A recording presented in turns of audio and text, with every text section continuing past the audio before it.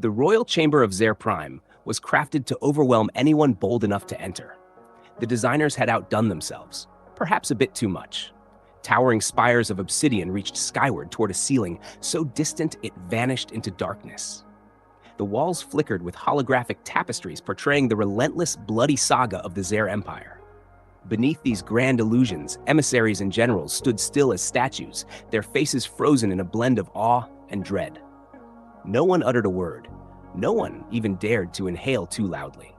At the far end of the hall, seated upon a throne forged from silver and swirling cosmic dust, was Queen Zara, the eternal, the untouched, the enigmatic star.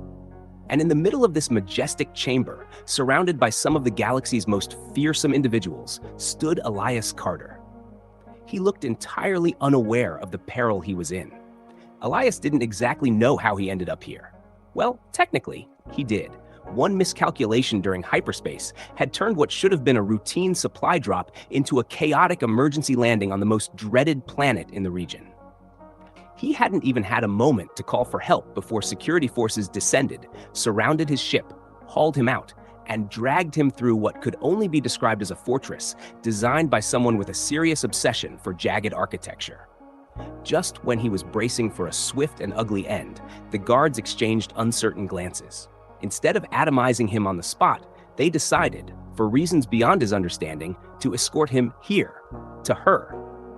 So now, Elias stood before the queen of an empire notorious for erasing entire civilizations before their morning meal. A dozen alien dignitaries stared at him like he was some clueless insect bumbling into the barrel of a plasma cannon. He shifted uncomfortably, cleared his throat, and in what would later be debated as either incredible brilliance or complete foolishness, said, "So, how does this go? Do I bow? Shake hands? First time meeting royalty." A wave of stunned silence swept across the hall. Somewhere to his left, a noble staggered backward, clutching his chest like he just witnessed a sacrilege.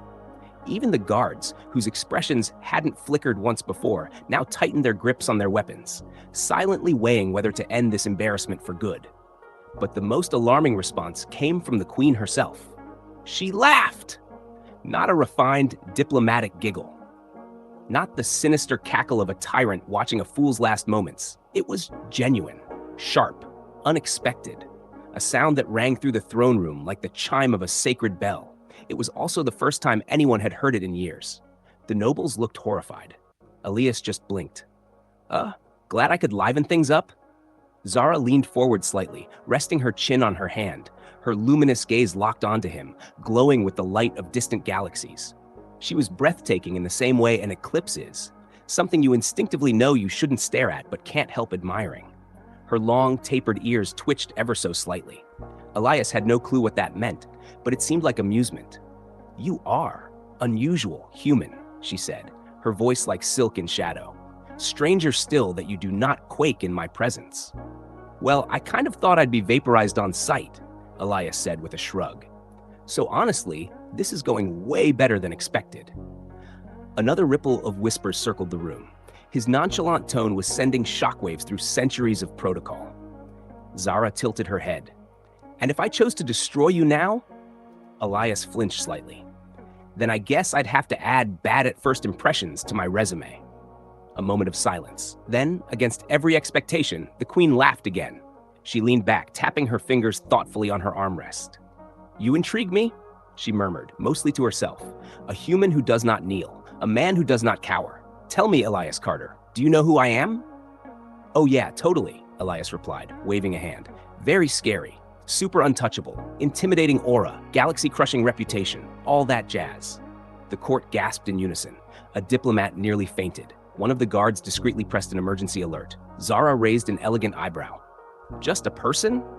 Elias shifted again, realizing he may have crossed a deadly line. "I mean, a very impressive person." Zara studied him for a long, weighty moment. Then the corners of her lips curled into what might have been a smirk. "Very well," she said, rising from her throne. "Since you do not fear me, and since you amuse me, I shall grant you a privilege no other has dared accept." The court went utterly silent. "You shall remain in my presence until dawn." One noble collapsed on the spot. A general began coughing uncontrollably. Even the unshakable guards couldn't fully conceal their disbelief. Elias, meanwhile, looked genuinely puzzled. Wait, you mean just like hang out? Or is this like a dinner thing? Because I'm kind of starving. Zara lifted a hand, quieting the room. You will stay by my side until sunrise. Elias took a moment to consider that. Given he'd assumed he'd be dead 10 minutes ago, spending the night in a luxury palace with a terrifying but weirdly funny queen didn't sound that bad. Well, he said at last, can I at least get a pillow? Zara exhaled softly through her nose, something very much like a laugh. Guards, she said, her voice smooth and commanding. Take him to my chambers. As Elias was escorted out, the throne room erupted in scandalized whispers. Doors shut behind him, sealing in the chaos. And for the first time in what felt like centuries, Queen Zara allowed herself a quiet, private smile. Maybe boredom was finally over. Crafted for indulgence, the bed was dressed in linens that shimmered like threads of celestial silver, with a headboard etched in ancient Ziva symbols, possibly chronicling a tale of dominance and glory, or more humorously, offering detailed tips on how to survive the night with your dignity intact. Elias turned slowly, absorbing every extravagant detail. Huh? He muttered. Honestly thought you'd throw me in a dungeon, but nope. Straight to the royal penthouse. Queen Zala, who had been observing him with an expression that wavered between intrigue and faint amusement, glided past with such effortless poise it made Elias painfully aware of how awkward he must look by comparison. She gestured toward the bed with a lazy flick of her hand. You disapprove? Oh no, it's lovely, Elias replied. Very upscale, very foreboding. Feels like if I lie down, I'll either get the most restful sleep of my life or wake up in some alternate reality. Zala's lips curled slightly. That is a frequent reaction. Elias raised an eyebrow. Wait, others have been here? She tilted her head subtly. No. Well, that's not ominous at all. Zala stepped toward a sleek interface near the bed and tapped a glowing panel. From above, translucent spheres descended, casting a pale blue glow before unfurling into a spread of holographic projections.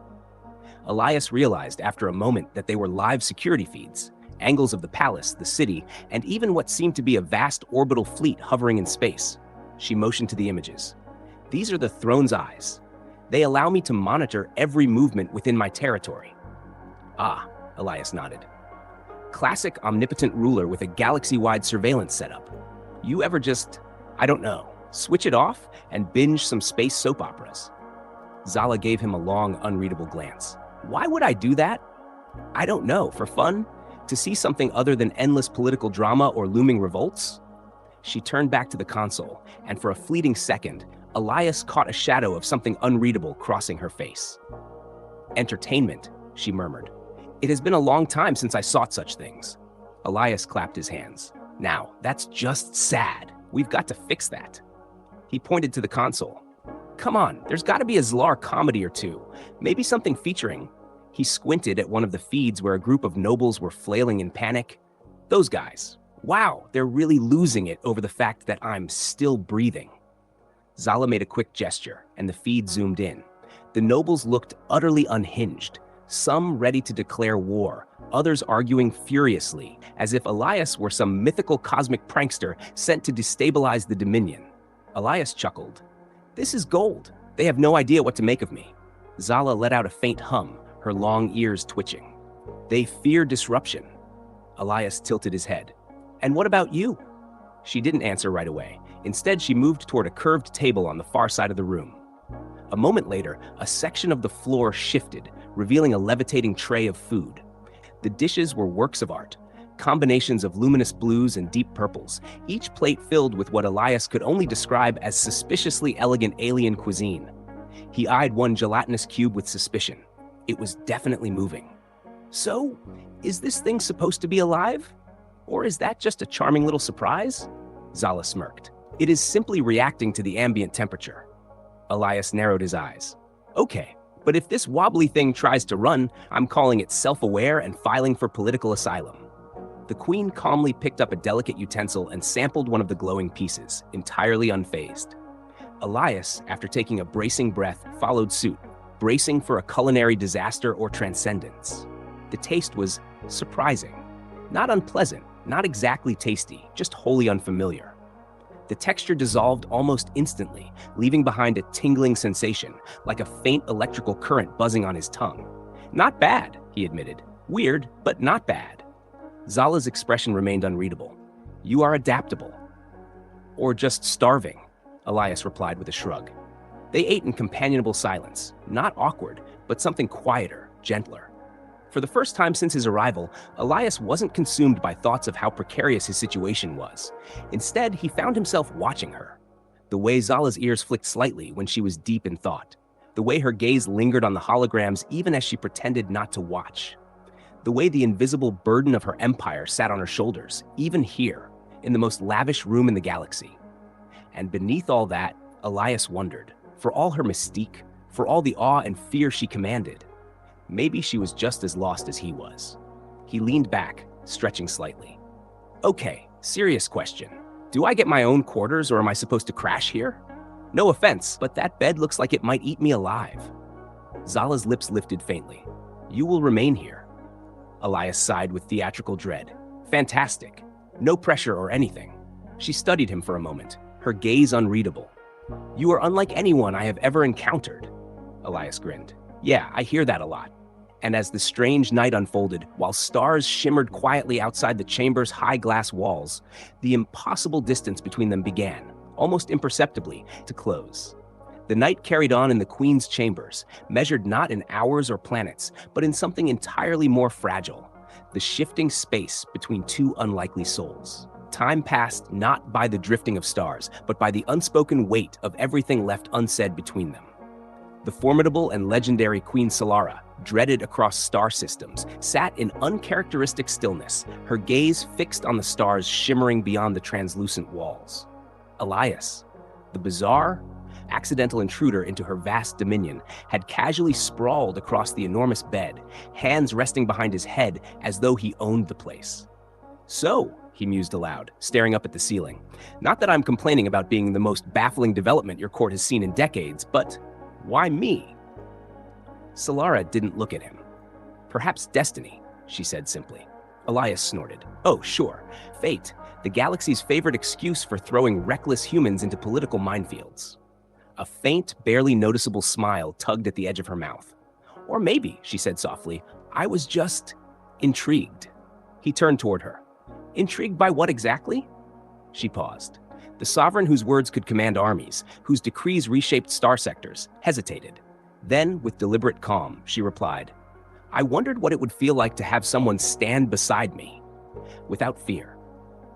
Elias slowly sat up, the weight of her words landing heavier than he expected. Her throne, her authority, her empire, everything she ruled was built upon deference, distance, and caution. But with distance came solitude. He leaned forward, elbows on his knees. Gotta say, Your Majesty, that sounds like a deeply lonely way to exist. Her ears twitched ever so slightly. It is simply the nature of power. Yeah, well, sometimes the nature of things kind of sucks. Her head turned toward him, golden eyes flashing with an unreadable intensity. The room froze, tension or anticipation hanging in the air. And then, to his surprise, she let out a soft, quiet laugh. You are either incredibly reckless or exceptionally bold. Elias grinned. 50-50, most days. They sat like that for a while, the weight of the moment fading into something gentler, something that didn't need to be spoken. But of course, the universe had no interest in giving them peace. A sharp tone echoed across the chamber. A holographic image flared to life, showing one of Solara's advisors, visibly distressed. Your Majesty, the advisor stammered, we have a situation. Solara's expression shifted in an instant. Composed, unreadable, regal. The advisor's eyes flicked to Elias as though only just realizing he was still there. The nobles are in uproar. They demand an explanation for your guest. Elias sighed, was really hoping to finish breakfast before starting another interstellar crisis.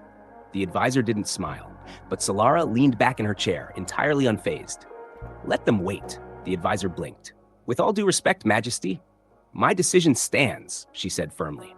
The hologram vanished, leaving silence behind. Elias blinked. Huh, Solara raised an eyebrow. What? He rubbed his jaw. Just kind of wild watching you scare your own council into silence. A breath of air escaped her nose, half a laugh, half a sigh. They are not accustomed to disruption. Elias laced his fingers behind his head again. So now what? I step out there, and your entire court spends the next 10 years debating whether you've completely lost your mind? She tilted her head, considering. Perhaps. Or, he offered with a grin, you could lean into it, make it even stranger. Her eyes narrowed slightly. Explain. Well, he said, if they're already spiraling over me spending a night here, why not really throw them off balance? Make me your official royal advisor, or your long-lost interstellar confidant. Or, he waggled his eyebrows, start a yearly tradition where one random fool gets to spend the night with you, just to keep everyone guessing. She stared at him. You're ridiculous. And yet, here I am. Solara sighed, but the barest smile betrayed her. If nothing else, the chaos you generate is oddly entertaining. Elias clasped his hands. That's what I'm here for. Humor. And hey, I throw in the occasional diplomatic insight too, free of charge, like maybe your empire could use a little unpredictability now and then. She gave him a long, searching look. Then finally, she rose. Come, Elias. He hesitated. Come where? To the court, she replied smoothly. Let's give them something new to whisper about. Elias grinned, hopping off the bed. Now you're getting it. As they exited the queen's private quarters and walked the vast halls of the palace, murmurs ignited instantly. Guards tensed, nobles stared openly. Somewhere, someone dropped a priceless goblet. And for the first time in centuries, Queen Solara didn't walk those halls alone. As they approached the throne room, Elias glanced sideways at her. You know, I could stick around a while. Keep everyone on edge. She looked at him, her expression impossible to decipher. And for a moment, Elias considered the idea seriously. He had always wandered, never rooted, never home. But maybe, just maybe, that was beginning to change. He shrugged. Guess we'll see. Solara turned her gaze forward once more. Her face remained unreadable, but her ears twitched slightly. Elias smiled, and somewhere, in the endless vastness of the galaxy, fate chuckled to itself.